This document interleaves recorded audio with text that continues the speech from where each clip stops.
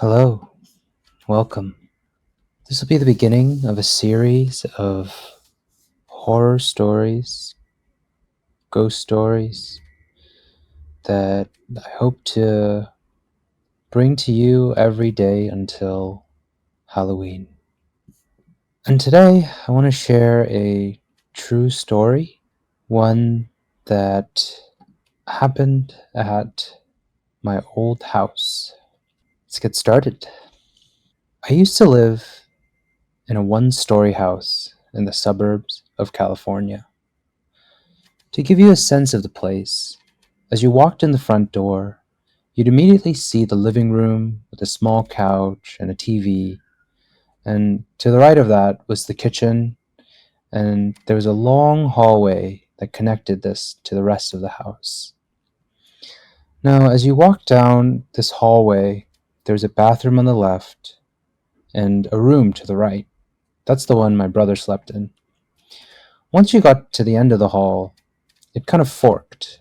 To the left was my bedroom, and to the right was my parents' bedroom. It was a small house, but a lot of things happened. When I was young, I always had a fascination with the paranormal, with ghosts, with spirits, and I would often stay up late watching horror movies from a very young age. I had watched Nightmare on Elm Street and The Exorcist by the time I was in third grade. I probably shouldn't have, but I was just so fascinated with the paranormal. However, to my disappointment, the 13 years I lived in that house, I never had any paranormal encounters myself, although I would always try to make them happen. Whether it was trying to communicate with spirits, it would be 2 a.m. and I would be alone in my living room asking, "Hello? Are you here in the room with me right now?" When everyone had gone to sleep. No response, of course. I'd once played with a Ouija board. Nothing happened. And so, with no avail, I just accepted that my house was not haunted and, I was never going to come in contact with a ghost.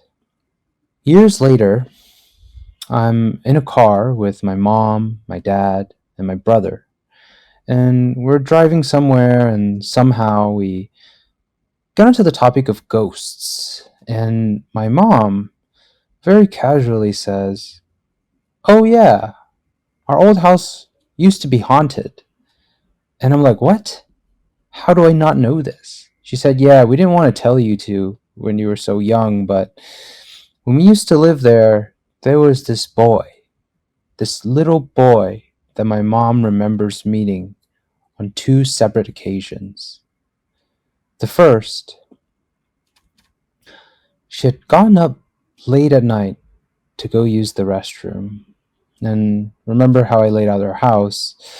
The bathroom was located towards the end of the hall, and as she exited her room and walked into the hallway, she saw what looked like a 10-year-old boy of Asian descent with a buzz cut standing right down the hall from her, right outside where my brother's bedroom was. And in utter fear, but also somewhat of a fight or flight response, the fight took over, and she told the boy in an aggressive tone to stay away from my kids. And like a fever dream, the boy was gone. And my mom remembers on a second occasion, she was home alone one afternoon, and she was just doing chores around the house, kind of putting away some leftovers in the kitchen, getting around to tidying the living room and dusting the TV, and eventually she made her way to the yard, and we had this sliding door, and she remembers opening the sliding door, and as she opened it, she saw the same little boy sitting in a foldable chair that had been set up by one of us in the yard. However, she didn't panic. She could sense this feeling that he was harmless. Of course, she was startled, but she wasn't terrified. At this moment, as my mom was telling this story, my dad, who's driving, interrupts. Wait a minute.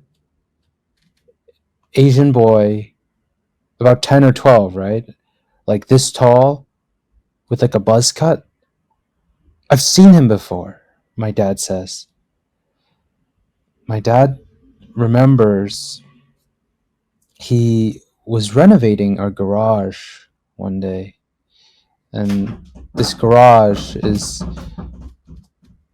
connected to the yard, and he was fixing up the flooring and trying to convert the extra space into another guest room. The garage has always been really cold, like abnormally cold. I never really liked to spend time there, but a few tenants over the years have stayed there, mostly older single men who'd work the night shift. Anyway, my dad was renovating the garage and like sort of fixing the tiles and stuff and getting the room ready, and he got tired and decided to take a nap on the old two-person couch that was in the garage. He fell asleep, and the next thing he remembered, he woke up terrified, in a cold sweat, as he saw this exact same boy walking away from him. Whew, chills down my spine as I heard this from my dad. I really believe there's no reason or any incentive for my parents to make this up and like corroborate their stories. It just doesn't make sense to me why they would do that. And the fact that their stories accurately describe the same boy, really it spooked me out, but I would have to admit I was also a bit jealous of their paranormal experience. But yeah, that's just the first of many. Tune in next week. I'll have another story for you all.